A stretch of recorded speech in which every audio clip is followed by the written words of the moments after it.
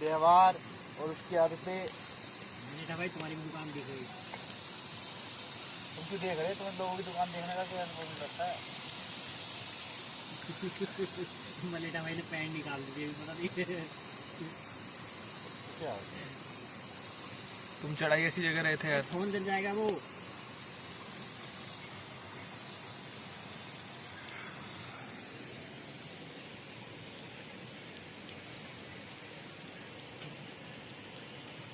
जब मैंने गांव में बीड़ी पीनी शुरू करी थी ना, तो पता मैं बीड़ी कहाँ रखता था?